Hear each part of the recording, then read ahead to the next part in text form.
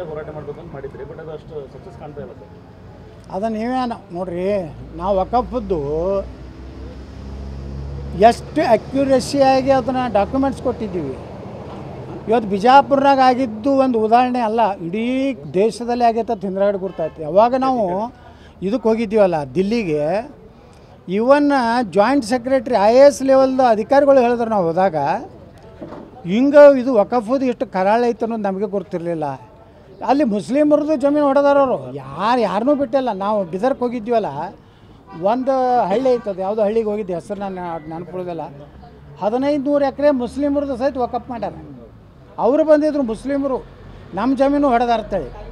ಅದು ಅಷ್ಟು ನಾವು ಅಥೆಂಟಿಕೇಟಾಗಿ ಮಾಡಿದ್ದೀವಿ. ಈಗ ಅವ್ರು ಏನೋ ಮಾಡ್ಲಕತ್ತಾರೆ, ಹೋರಾಟ ಮಾಡಲಿ. ಸಂದರ್ಭ ಅಂದರೆ ಇದು ರೋಹಿಂಗ್ಯಾ ಮತ್ತು ಬಾಂಗ್ಲಾದೇಶನ ಈ ದೇಶದಿಂದ ಹೊರಗೆ ಹಾಕೇಬೇಕು.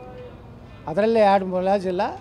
ಕರ್ನಾಟಕ ಸರ್ಕಾರಕ್ಕೆ ಆಗ್ರಹ ಮಾಡ್ತೀನಿ, ಎಂಥವ್ರು ಯಾರು ಅದಾರ ಅಲ್ಲಿ ಯಾದಿ ಮಾಡಿ ಹೊರಗೆ ಹಾಕೋ ಕೆಲಸ ಚಾಲೂ ಆಗುತ್ತೆ. ಮುಸ್ಲಿಮರ ಕಡೆಯಿಂದ ಅವ್ರನ್ನ ಹತ್ಯೆ ಮಾಡಲಿಕ್ಕೆ ಸಂಚು ನಡೆದಿದೆ ಅಂತ ಬೆಲ್ಲದವರು ಆರೋಪ ಮಾಡಿದ್ರು. ಏನು ಬೆಲ್ಲದವ್ರಿಗೆ ಗೊತ್ತರಪ್ಪ, ಅವರು ವಿಧಾನಸಭೆ ಉಪನಾಯಕರಿಂದ ಮಾಹಿತಿ ಭಾಳಷ್ಟು ಇರ್ತಾವೆ. ನಾನು ಬಲ್ಲಿ ಇರೋದಿಲ್ಲ. ನಾನು ಉಚ್ಚಾಟಿತ BJP ಮೀನ್ಸ್ ಪಕ್ಷೇತರ ಶಾಸಕ. ಈಗ ನನಗೇನು BJPನೂ ಸಂಬಂಧ ಇಲ್ಲ, ಕಾಂಗ್ರೆಸ್ ಸಂಬಂಧ ಇಲ್ಲ, JDS ಸಂಬಂಧ ಇಲ್ಲ. ಓನ್ಲಿ ಕರ್ನಾಟಕ ಜನರ ಹಿತ ಅಷ್ಟೇ ಸಂಬಂಧ. ಸಮಾಜದವರಾಗಿ ಆ ರೀತಿ ಏನಾದರೂ ನಡೆದಿದೆ ಸರ್ ಸಂಚು? ಏನು ಅವರಿಗೆ ಕೇಳ್ರಿ, ನನಗೇನು ಗೊತ್ತಾ?